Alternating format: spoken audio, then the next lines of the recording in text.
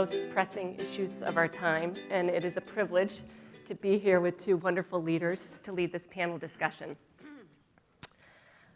Our progress in Rhode Island is due to the steadfast leadership of Governor Raimondo and so many partners in this room. So we've all worked together with the governor. She's promoted a green bond that helps us remediate land, protect open space, mitigate stormwater pollution. She's done 2 executive orders, one to lead by example in terms of reducing CO2 emissions, another to create the Chief Resiliency Officer and really focus on resiliency, adaptation. She has assembled, I think, an amazing team of people and fostered teamwork in a way that I haven't seen before across state government, adding the PUC department and the Rhode Island Infrastructure Bank to our Executive Climate Change Coordinating Council, and really exhorting all of us to work together and to work with you. So I'm thrilled to have the governor here today to give the perspective of the executive branch in a state in terms of what can we do about climate change. You all know Senator Whitehouse well. He's an amazing... No further intro required. Let me just say 2 things. He's given over 180 wake-up speeches on the floor of the Senate.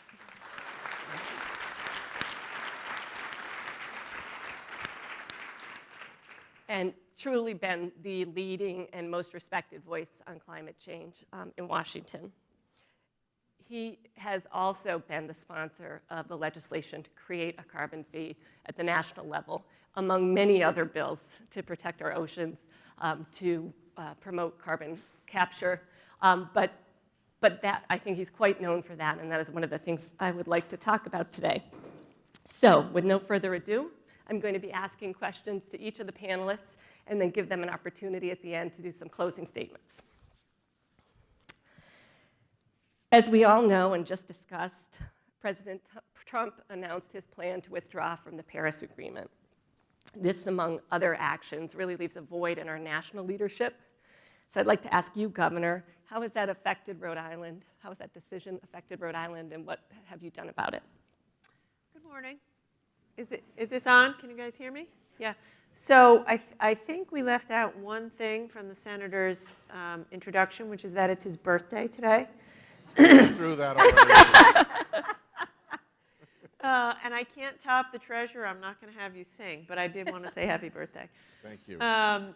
So first, I want to begin by thanking you all in the room. It was really gratifying for me to walk in here and see the Rhode Island team, all of us working hard, each occupying our own station in this fight against climate change. My own team, I feel so blessed. It's amazing. You guys are amazing. You know, what I've tried to do is set up a team across departments so everybody can work together. So Carol, Grant, the team seamlessly works together, not in silos, which is unusual for government. We have meetings as a group, which I go to, which is, you know, Grover from CRMC, Mackie from the DPUC, Carol and her team from Energy, Janet from DEM. You know, we come together as a group to set, Department of Health, you know, come together as a group to say, how are we all going to fight the challenges of climate change? Yes, it's depressing. Janet says this is depressing. But there is opportunity. There is opportunity if we work together, and that's how we have to approach it. The president is on the wrong side of science and on the wrong side of history. And pulling out of Paris was the wrong thing to do for America. Now, I can't stop that. But what I can do is say full steam ahead here in Rhode Island. Right after he made what I thought was an unfortunate decision, I was one of the first, second, third, or fourth governor to sign on to the Climate Change Alliance. And at that time, I was also planning the governor's conference, which we hosted here in July in Providence. And I used that as an opportunity to talk to governors in a bipartisan way. talking to some of my Republican governors saying, come on, this isn't politics, this isn't partisan. If the future of our planet and our shared sustainability is partisan, we're doing something wrong. So I'm proud to have been one of the first governors to sign Rhode Island onto that effort, which commits us to the Paris Accord on a statewide level as it relates to reducing our emissions.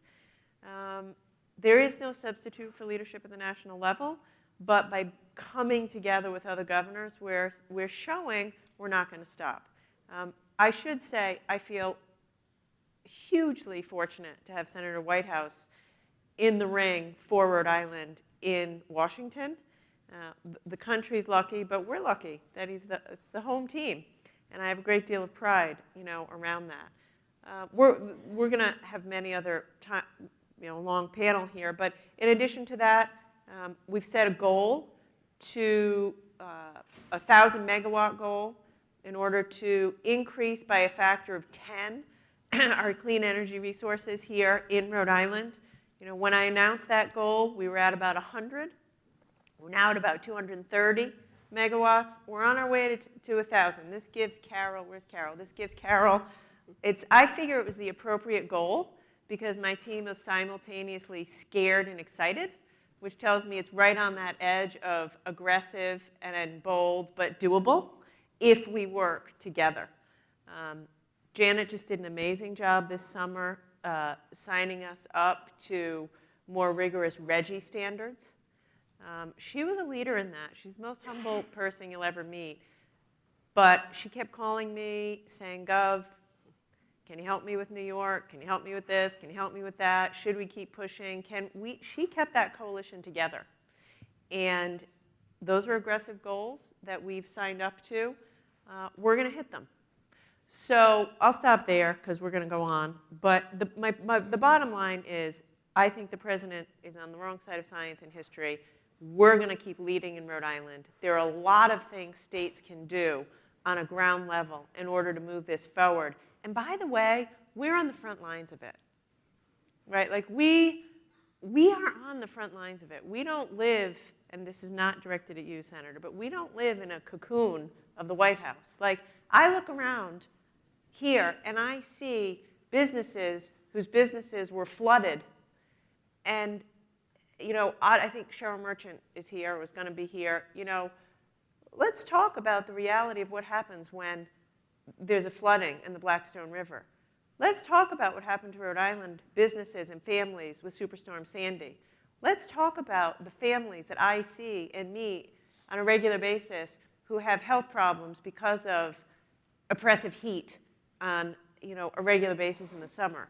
Let's talk about the families that we meet who face food insecurity or a contaminated food system. So, this is real on the ground in Rhode Island. And again, I just feel super grateful as I continue to look around this room and see people like, let's come together as a state and continue to move this forward. Thank you. Senator Whitehouse, how has the decision to withdraw from Paris affected you and your colleagues and the perspectives from Washington, D.C.? It's actually been kind of animating. Trump was going to suck at enforcing the Paris Agreement anyway, right? He was just going to do a horrible job. So the fact that he made it absolutely clear about pulling out, or at least he's tried to, Rex Tillerson tried to back it up a little bit, has really been quite motivating. It has brought a lot more people into my office to say what more can we do from the corporate sector and NGO sector and so forth. I think many of the NGOs here, certainly at the national level, I assume Save the Bay and others, saw a surge in activity and membership and calls. At the national level, it was really like a single best recruiting thing Trump could have done. And it put some of our Republican colleagues in an awkward position because they were kind of happy with theatrically digging in their heels against climate action while knowing that climate action was happening anyway. They could get the best of both worlds. They could behave irresponsibly for the sake of their big donors, but at the same time be able to know that this wasn't all going to blow up in their faces in a terrible way because of the horrible decisions that they were espousing.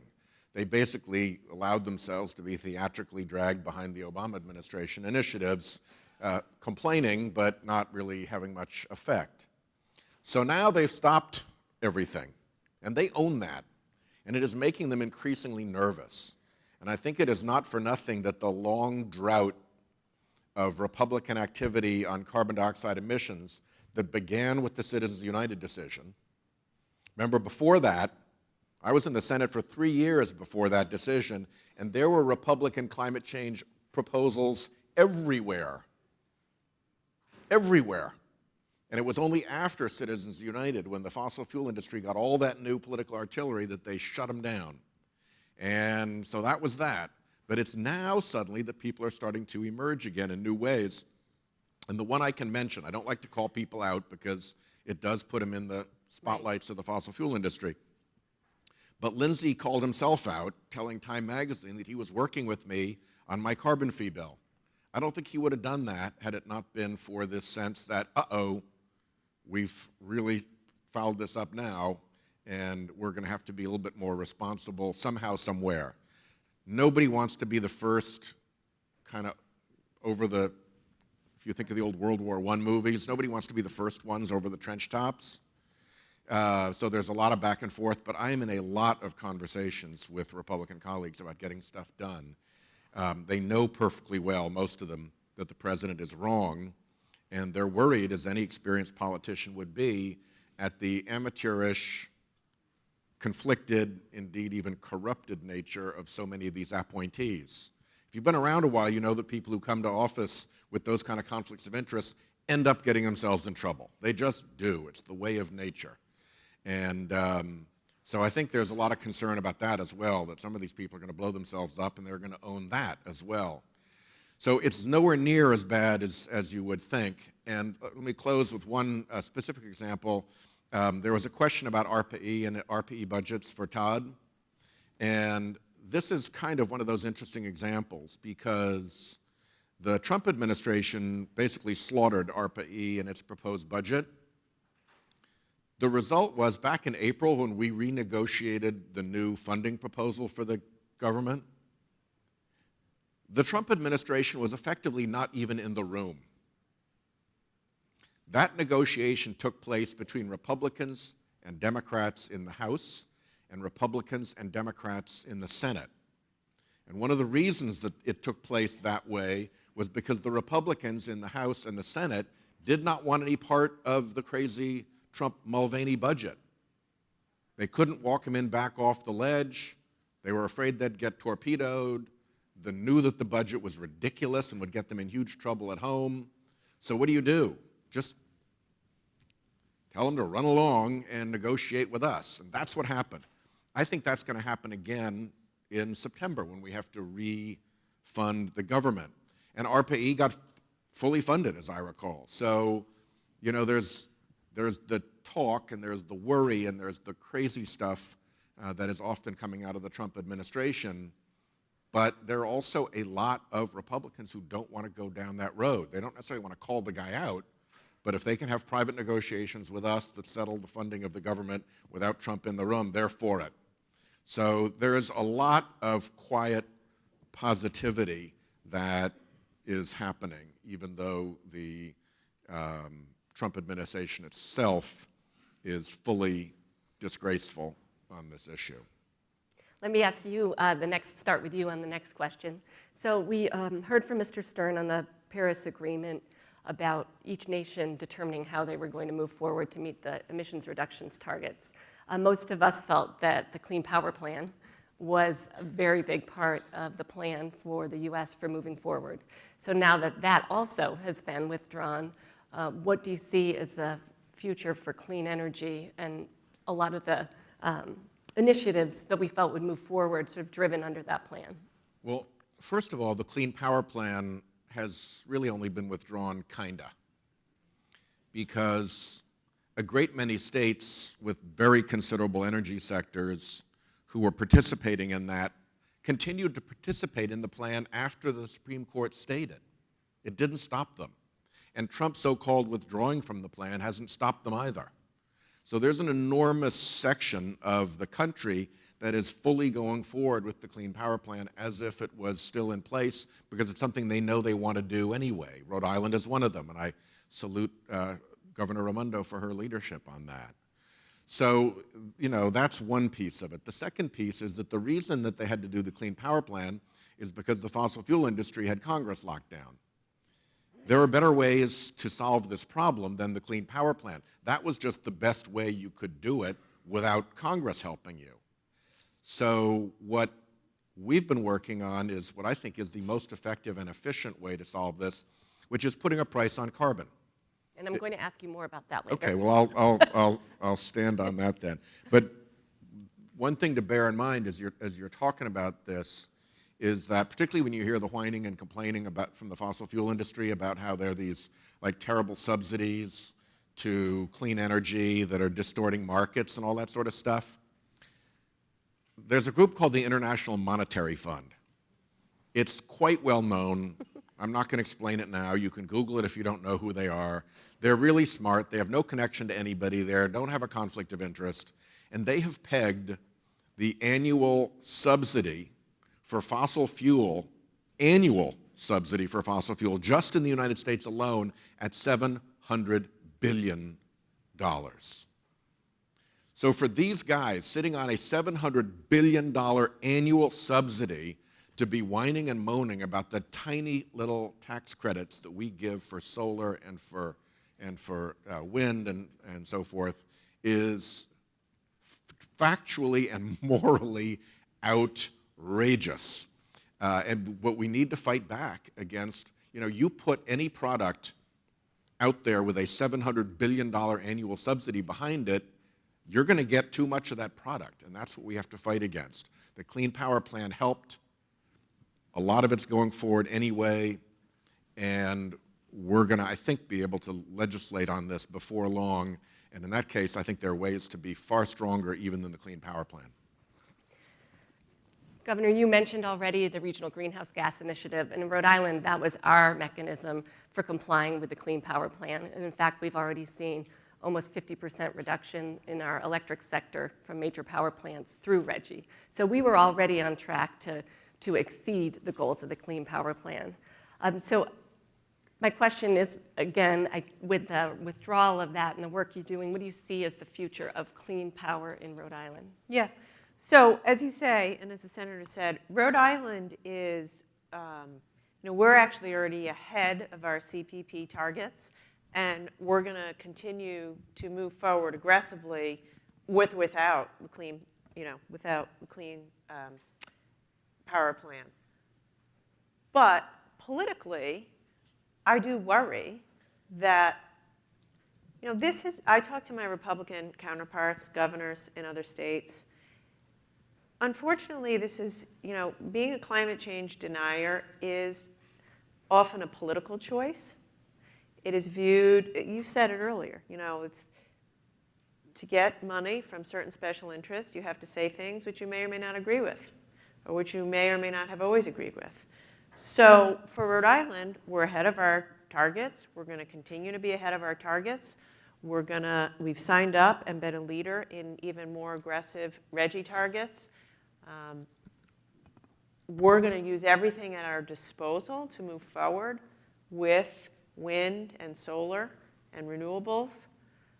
But I'm disappointed and saddened by the lack of leadership from the national level, because I know from talking to governors, and I'm not going to name names, if they had some cover on a political level from the highest levels of their party, it would be easier for them to do the right thing politically. And that's a problem.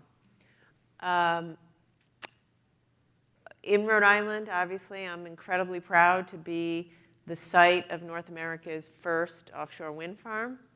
It's fantastic. Wouldn't have happened without the hard work of a lot of folks in here,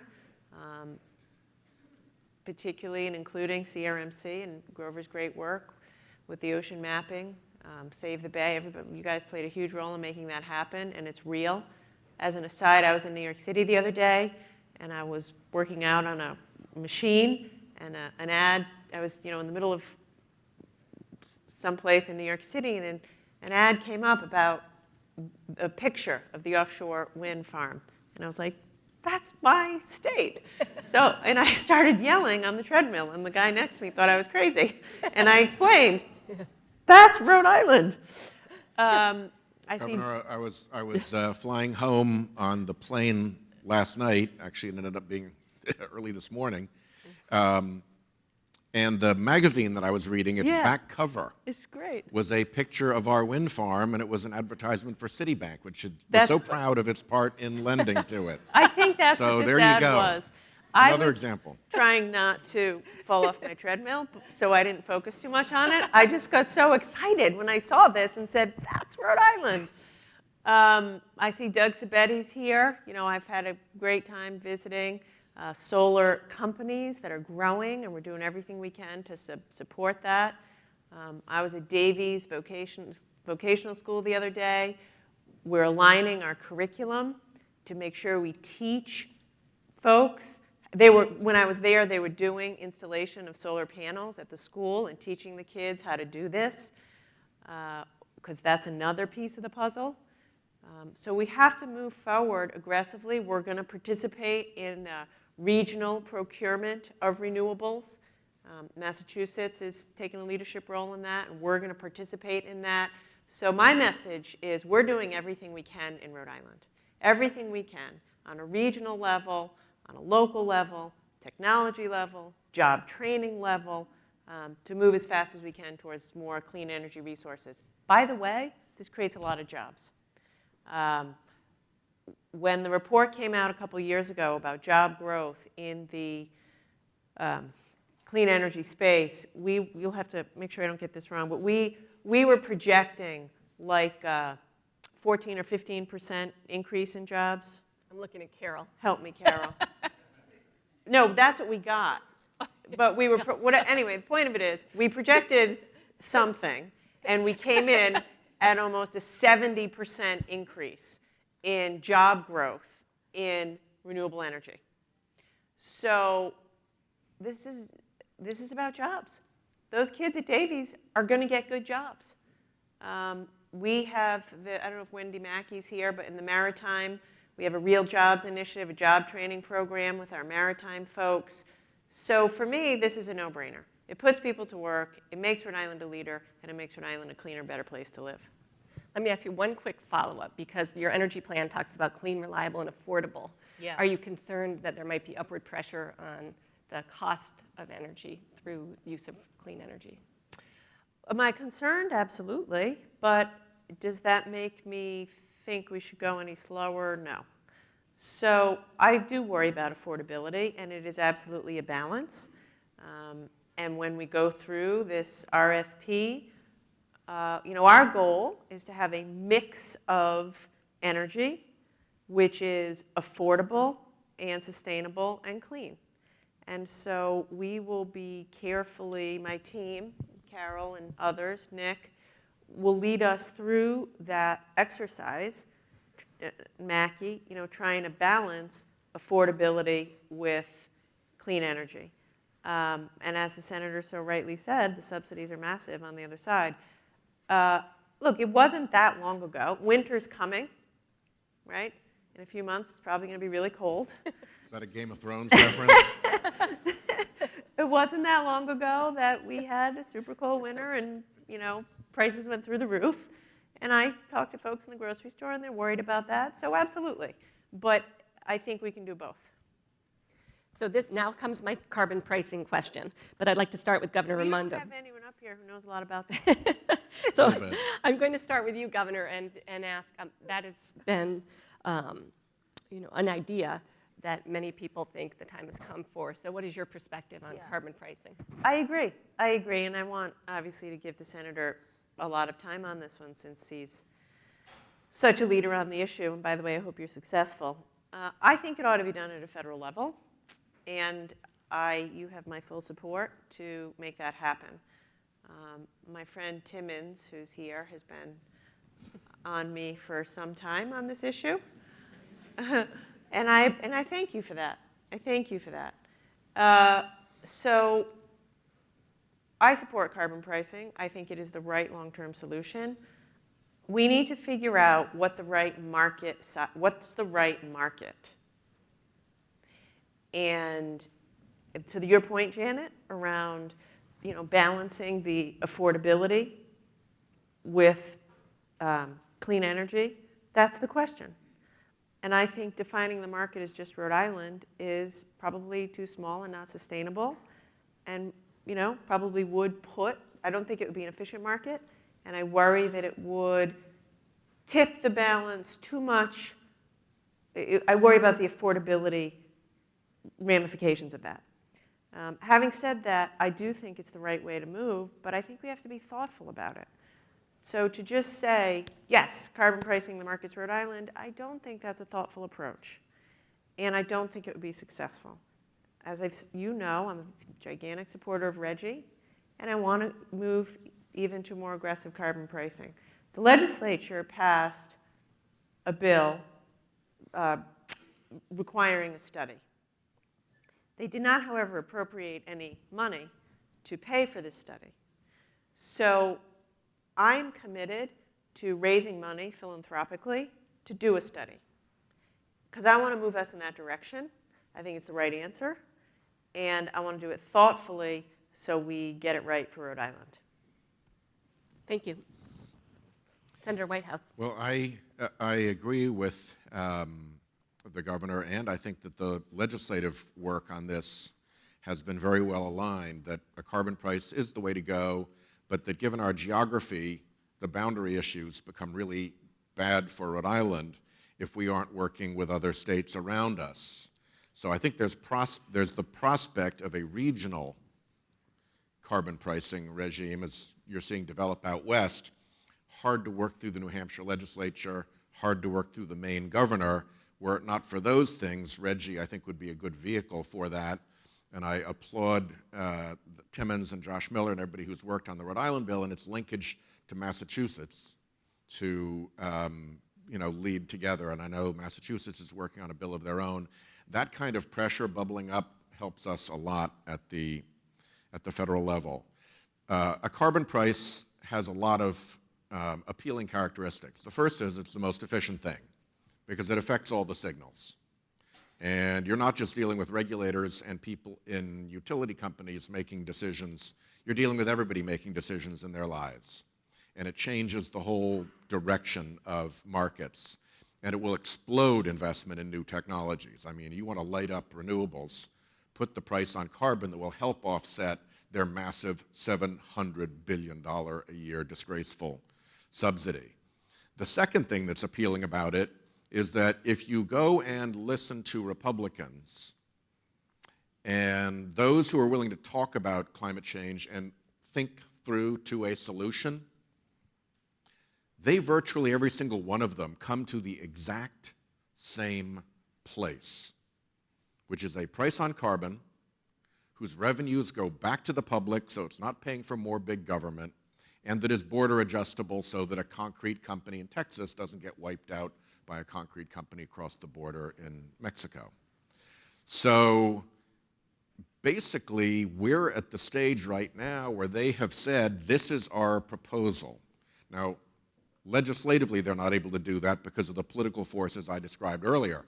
But you've got 3 former secretaries of the Treasury who've all said this is the way to go, all Republicans, 4 former EPA administrators, all Republicans, retired members of Congress, and the leadership of the Republican and conservative economic think tankery, if that's a word. People like Douglas Holtz-Eakins and Arthur Laffer of the famous or infamous Laffer curve. That's a big group of people, and they all come to the same place. So it doesn't make sense for me to fight over some other solution when the Republicans are signaling that when they're politically able to do this, this is where they want to be. Plus cap and trade, which is the alternative program to a carbon fee. And I say fee rather than tax deliberately, because a tax implies that the money goes to the government. That's what taxes do. They raise revenues for the government to spend. This would be revenue neutral per the desires of the Republicans. So that's fine with me. But I think we get to call it a fee at that point and not a tax. Cap and trade requires us to go into the weird business of how you set up the market that is going to be traded. And the suspicion in the Republican Party is very strong that that's going to be corrupted, smelly, self-dealing, and particularly in the wake of the Wall Street meltdown of 2008, to try to have to sell that additional load of complexity is, I think, an unnecessary burden. It doesn't improve the result. It doesn't make it any easier for people.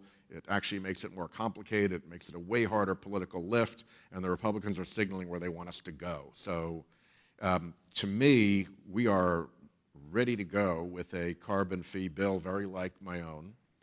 There's a chance it could even be a solution in the current tax reform if the Republicans find themselves in yet another box canyon and can't get the votes to do what they need to do. If they need Democratic votes, I've got about 40 for them on this. So, you know, there's a real, I think, strong possibility here. And, you know, fingers crossed. If I weren't an optimist, I wouldn't be doing what I do. Thank you. I guess I start with you. I'm alternating for the next question. Let me just give one short commercial for the Regional Greenhouse Gas Initiative, because it was the U.S.'s first cap and trade program for carbon emissions, and we have a proposal now that the governor endorsed to increase the reductions by 30% from 2020 and extend the program through 2030. In that case, we reinvest the funds in clean energy, energy efficiency, and I think that has been part of the magic that we put the tens of millions that we get through the sale of the allowance to pollute back into the efforts that reduce CO2 emissions in our state. So it's been terrific, and I have reason to feel optimistic that we might get other states in the Mid-Atlantic to join the Regional Greenhouse Gas Initiative and expand it. However, it's just about the electricity, the energy sector. So it doesn't do anything about transportation or heating, which proportionally are growing in terms of overall emissions. So we're going to keep working on that. And in a perfect world, that would be a wonderful mechanism to add transportation and some other parts of the economy. I'm glad you brought that up. I mean, I can say, I worry a lot about the transportation aspect of this equation, which often doesn't get nearly enough attention, even though it is, in fact, a giant part of the problem. I will tell you, and I don't know what you think, Sheldon, but when I talk about this, if I'm the chair of CONAG, which is the Northeast Governors Group. We have some agreement on a bipartisan way around the renewable energy RFP, some agreement around RGGI, though not perfect. Talk about Maine. No agreement on a transportation climate initiative. And when I put my toe in the water and say, guys, we got to tackle transportation, there's an awful lot of political pushback. Janet mentioned one of the executive orders I did was a lead by example. So I said, okay, the state government of Rhode Island, we issued energy efficiency goals, which we're beating. We issued renewable goals, which we're on path to hit. And we issued a goal around making the state fleet of vehicles 25% emission free. And we're on our path to do that. We're installing electric vehicle charging stations. And I'm very proud of that work. But truthfully, it is a drop in the bucket. So this is an area that I think this is going to require political action, political will, developed. And the senator is exactly right. That's why we need a carbon fee system. But if you were to say to me, what am I worried about? That's high on the list. Thanks, Governor. So, Senator, you often mention all you need is a ruler and a thermometer to see the climate change is already here in Rhode Island with the over 9 inches of sea level rise seen by the Newport tide gauge, over 10 inches of additional rain every year. 3-degree Fahrenheit increase in the waters of Narragansett Bay that very much affect the biota there. So, and now we've got all these storms. So I guess I have two questions. From your perspective on this, the issue of resiliency, what more can we do from the vantage point of the US Senate, and what do we need to do to make Rhode Island safer? And then I'll ask you, Governor. The issue of resiliency is really going to be profound for us. We have two very significant flooding vulnerabilities. One we saw in the floods of 5 years ago when all of our rivers burst their banks. Highway 95 was closed for flooding.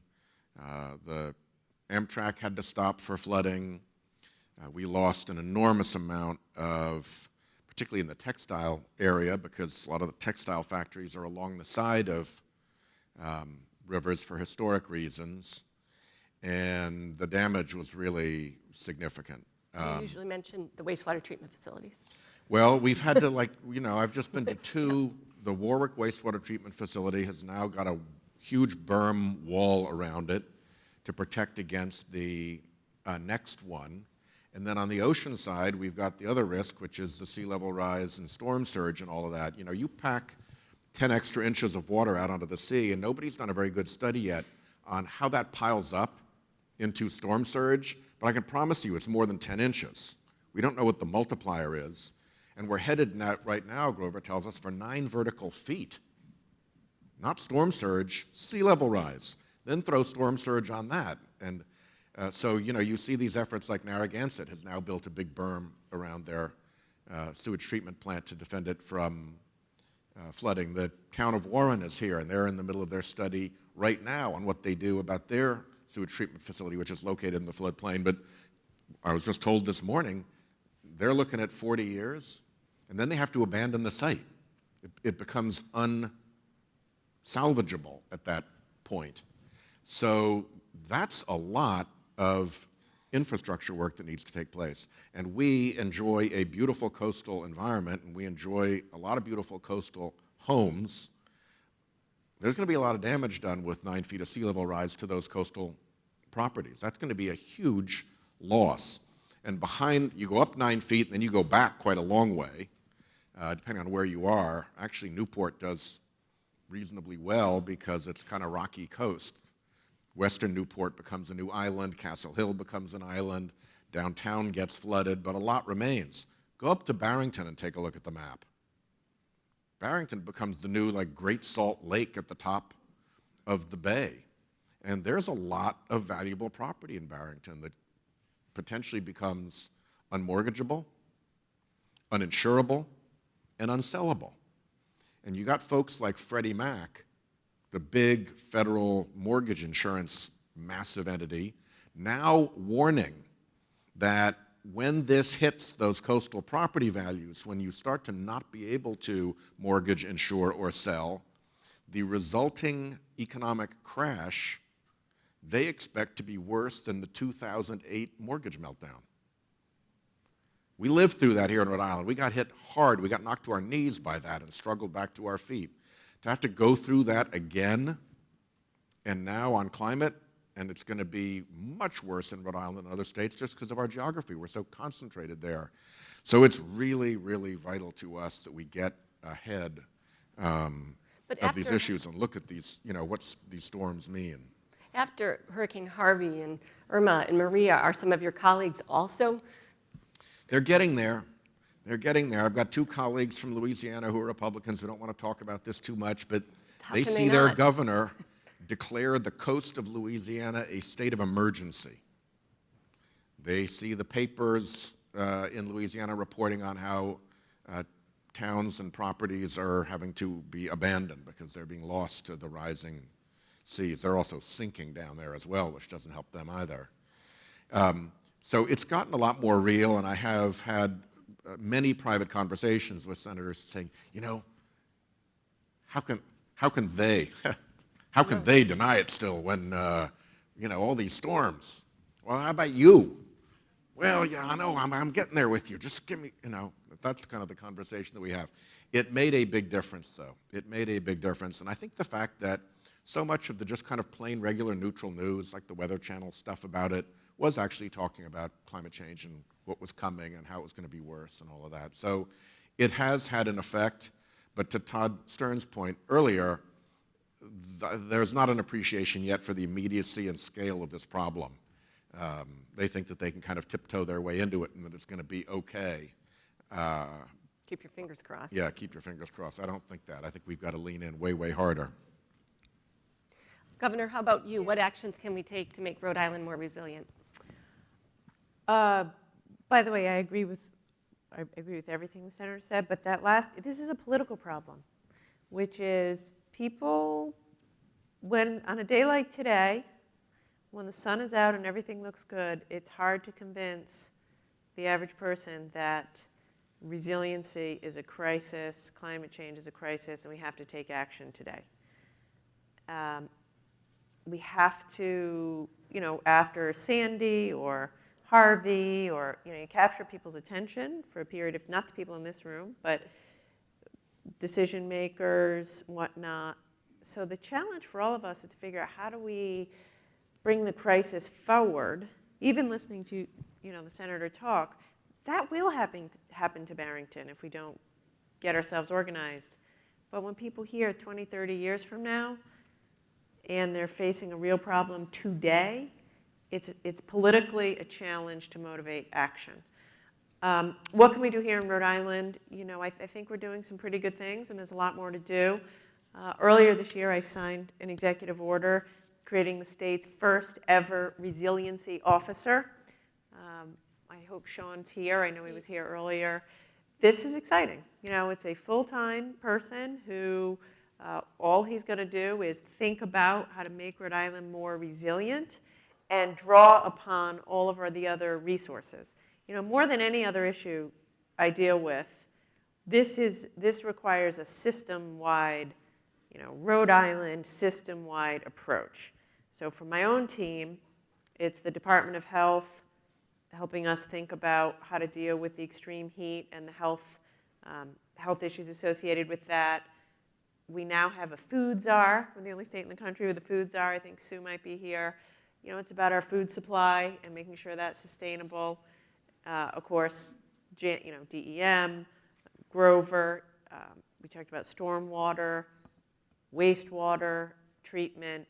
So I've tasked the new resiliency officer, and I thought it was important. I did a executive order early in the year to do a cybersecurity officer, full-time person reporting to me. It's important to coordinate our efforts, and the same thing with the resiliency officer. And so he has, working with the team until next July, to come back to me with a statewide resiliency action plan. And again, we're all going to have to play our role. Businesses, small businesses, big businesses. I know there's a few folks in here who've been helping us figure out resiliency in the manufacturing sector. So I'm excited. I am excited. Like, you said, Sheldon, look, we're the ocean state. 27 out of 39 of our cities and towns are coastal, 400 miles of coastline. It's who we are. We have a vested interest, a special, unique interest in going at resiliency in a real way. And we're going to do everything we can to do it. Thanks, Governor. I'll just observe, I think Janine Burke-Wells is here too, that wastewater treatment vulnerability study that DEM did was another collaboration with grant money coming from the housing and urban development folks at Commerce. But a key aspect of it was identifying how to mitigate risk. So we've seen, the treasurer mentioned the solar panels at the Newport wastewater treatment facility. We've seen the berm in Warwick. Warren and other communities are looking at our 19 major wastewater treatment facilities, but now they have information about how to mitigate risk. But sometimes it's going to be a short-term solution, and a crazy, dramatic, let the water in approach will be needed in the future. If I could, let me jump in and mention two quick things that haven't been mentioned yet that the state of Rhode Island is also doing that I think is really terrific. One is what we call in my office the Common App for solar installations. Yep. When I was elected and I was going around with the solar installers, they were saying, look, every town has its own routine for how you get this done. And I have a 3-day job installing solar, and it's a 3-day job trying to work through the process. So working with the Department of Administration, working with the Governor's Energy Office, working with the League of Cities and Towns, we now have the majority of Rhode Island's population in towns that have committed to a common app, so that if you're an installer, it's on your iPad or whatever, and you can just go and do it. And the legislature's passed a law to make it statewide and implement it, and I know Carol's implementing that. If you can lower the cost of solar by turning a 3-day regulatory and approval effort for the installer into a 1-day or 1-hour project, you have just brought down the cost of solar in a very significant way. And it's been at no cost, because nobody had a big vested interest in having their own special Coventry way of putting solar panels on the roof, or their own special East Greenwich way of putting solar panels on the roof. So that's just, and to continue to look for simple efficiencies like that, that are process efficiencies, I think can be something Rhode Island can lead on. I'm hoping that what Rhode Island is doing on that can actually go throughout RGGI and off through the rest of the country. And the other thing is that we are pushing the system operator who runs our grid and FERC through something called the IMAP process to tilt the balance of what gets recognized and credited and doesn't in our energy markets, so that renewables get more credit. Not too long ago, you could not get what's called a capacity payment for being available and able to serve the load, if you were renewable. And we've pushed and pushed and pushed, and now FERC and the ISO have baked in capacity payments, which means that that's a whole new revenue stream for those renewables. And those things are boring, and they are technical, and they are systematic. But because they're systematic, they interface all across everywhere and change those pricing dynamics in favor of where we want to go. And those are things that are happening with leadership from Rhode Island that I don't see other places in the country. So those are two big kudos to all of you who are involved in those. Yeah, I want to give the legislature credit on that as well. You know, the legislature did some great work, and my office was hugely involved, and Janet and Carol. But you know, the property tax treatment of solar. You know, we did, over the past couple of years, we've passed, and I've supported a handful of bills to enable community solar, easier, more efficient installations of solar. The Infrastructure Bank is doing a very good job providing, you know, low-cost capital for solar installations, in municipal buildings. So you folks deserve a lot of credit, and I do think Rhode Island is a leader in that regard. And it is a lot of, you're exactly right, it's sometimes, it might sound boring, but if it's easy and not complicated, and you have one-stop shop, that's why we started the Infrastructure Bank. It was meant to be a one-stop shop. It's just so, it really hastens the pace of adoption. We punch above our weight. That is my own personal motto. Yeah. And I was at a wonderful stakeholder forum led by Chris Kearns from the Office of Energy Resources just a couple days ago, with all of the solar developers and with the environmental community presentation by the Nature Conservancy and Grow Smart Rhode Island and Audubon. And one of the things the developers were mentioning was that we have strong state laws on distributed generation. We have strong state targets, yeah. and that makes this a good place to locate a business. But they were mentioning the permitting and the juxtaposition of state and local rules. And Terry Gray offered to have a meeting at DEM. We're pursue lean with the governor's support, but to really look at that sector and see if we can streamline the permitting, as well as working with communities, so we have a consistent approach. It's an easy way to drop price while adding convenience. Yeah. So one of the things that came up at that forum, Governor, was the Resilient Rhode Island Act, and the fact that these aggressive targets under the law, 10% reduction from 1990 levels by 2020, a 45% reduction, this is of greenhouse gas emissions, by 2035, and an 80% reduction by 2050, that these aggressive goals are one of the reasons people feel that Rhode Island is a good place to bring their clean energy. So my question is, can we reasonably expect to hit those goals? Yes, I think so. First of all, I think that bold and aggressive goals matter. like in my position, certainly I can't do all of this work, but if we set a goal and we have shared values, then it's a system-wide approach and everybody is pulling on the oar in the same direction.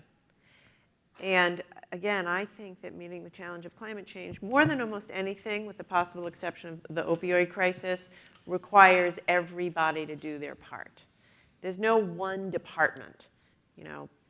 Fixing the roads, that's primarily DOT. This is across the board, and it's advocacy groups and whatnot. So anyway, I'm a big believer in set a goal, the community reacts to it, and we push ourselves in that direction on every front. I do think we can hit there. I do think we can hit the goals. We're doing very well towards the short-term goal. Obviously, the next tranche of goal is harder. And I think we have to get more serious about transportation if we're going to realistically be able to hit it. And so that's something that Carol's team and I are going to have to work even harder on because the emissions of vehicles and transportation are real. And that's something that I think probably it's an honest assessment to say if we don't have a more robust TCI program, it's going to be hard to hit the next tranche. But yeah, I'm in. Let's do it. I think we can do it. Thank you. Senator Whitehouse, we've recently been reading about some pretty stunning proposals in regard to what the current administration calls ending the war on coal. Yeah. Could you comment on how those impact the energy market and just give us your perspective? Well, the dumbest one, which is a high bar in this crowd, has been this notion that Secretary Perry has fired over to the Federal Energy Regulatory Commission saying, we want you to figure out a way to pay more for companies that have coal sitting around so that they can burn it. To really understand how dumb that is, though, you have to have a little bit of the backstory, which I won't dwell on because I think everybody in this room knows it. But the fossil fuel industry has set up a huge operation, an apparatus of climate denial. And in order to be effective with their climate denial, they have these messages that they have very carefully tested that, if they're delivered frequently, create doubt in the public mind about the reality of climate science. It was never the intention of the fossil fuel industry in creating those messages to have them be true. That was not a part of the equation. They were only designed to be effective at creating doubt about climate change and slowing up progress and giving their flax talking points. So now they have the problem where they have all these positions and they're trapped in their nonsense that was created for public relations purposes, not because it's true. So now they have to pretend that a coal plant is more reliable than wind. And the talking point is, there's that coal plant burning away, and as long as you got a big enough pile of coal, you're good forever. And there's wind. On a day where there's not a lot of wind, you're not going to get any energy, right? Obvious. Yeah, until you go to Iowa, which is 35% wind and climbing, and talk to the system operator who runs their grid and says, it's actually easy to design the algorithm that lets us know how much of our wind is actually base load. They count wind as base load in Iowa. This is not the Sierra Club. This is the system operator for the grid. And the same is true with solar. You can bake it into your mix in a way that it provides real capacity, and you add batteries and it's real capacity 24/7. So it's founded on this totally phony notion that clean power, renewable power, wind and solar aren't reliable power. And I was really glad to see it got a very cool reception from the sitting FERC commissioners, and a gaggle of former FERC commissioners, Republican and Democrat alike, have just written a public letter saying, that's ridiculous. As well as economists. Economically, it makes no sense. So back to the point about the renewables are actually very reliable once you can run something as simple as an algorithm that charts what amount of it is absolutely reliable base load. But on the other side, Brayton Point was a coal plant. It went down for a year because the coal silo fell in on the plant. They have scheduled and unscheduled outages at coal plants all the time. One of the biggest coal plants in Tennessee had to close because global warming had raised the temperature of the river so much that the water coming in wouldn't cool the plant adequately, so they had to dial back their output. That's not reliable. So, you know, it kind of makes you want to bang your head against the wall when you see a purported grown-up who is in a position of responsibility like the Secretary of Energy of the United States of America fire off something that, if you know at all what you're talking about, is flagrantly stupid. You know, it's just really embarrassing to see. But it shows two things. One, the power of the fossil fuel industry to get people to believe this nonsense that was never created to be true.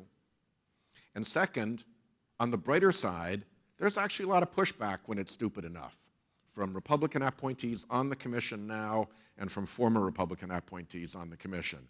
And around the Senate, a lot of my Republican colleagues, their response to it is, That's actually not one of the most enthusiastic. hopeful things you're saying is that these policies are so outrageous that they ally everyone else to actually be rational. yeah, yep.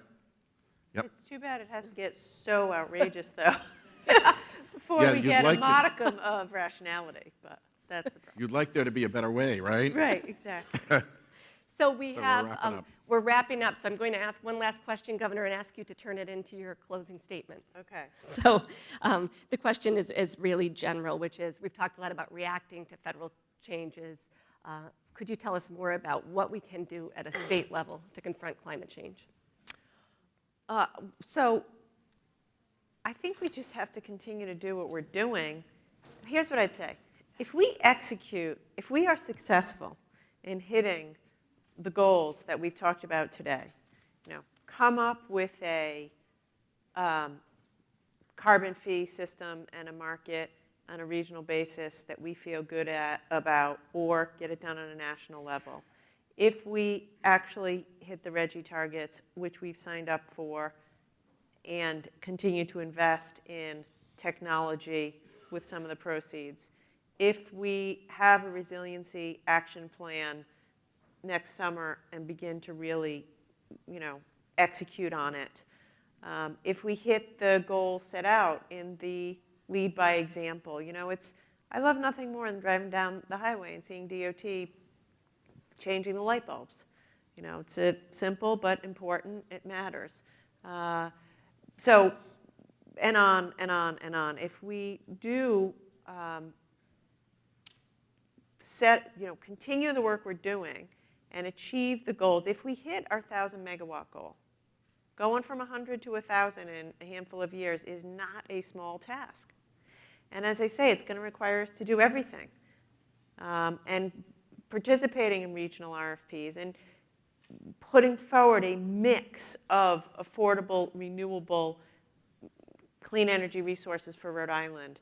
You know, if we execute in a collective way, businesses, nonprofits, every department of government, I feel great about our future. I worry still. I worry about the political realities of, as I said earlier, on a gorgeous sunny day, are we all appropriately, urgently focused on getting ready for rising seawater and rising temperatures? You know, we're going to hit and exceed CPP targets, but if the politics doesn't allow, but right now there are 16 Democratic governors in America, 16. The majority of this country, the Republican Party, is the party of the majority by any measure. That doesn't trouble me so much, except for the fact that if in order to be a Republican, your religion has to be opposing climate change, that's a problem for America. So we're going to continue to do what we're doing in Rhode Island. We're going to set our sets high. We're going to work together as a community and make Rhode Island a sustainable, resilient, and clean place. But I guess I'll end by saying thank God we have Senator Whitehouse in Washington, because we need the politics of this issue to change. And that's on every single one of us. It took me about 10 seconds to fight back against the president when he pulled us out of Paris. Speak up, speak out, and don't let this guy get away with it, because our nation's future depends on us taking action. Thank you.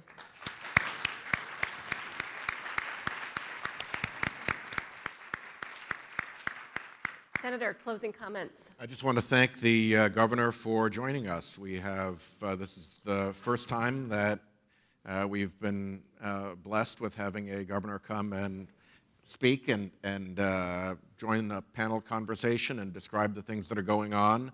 A lot of what is going to win this game takes place in the weeds. It takes place through hard work, changing systems, changing baselines, changing rules, fixing things that people often don't even know exist, like ISO dispatch priority systems. And that's what governors do. They're at that level. I get to give the speeches. Gina's got to do IMAP, RGGI, Common App, all the different things that are taking place. And so I'm grateful that she came to share what she's done with us today. And if you could just give her one more thank you.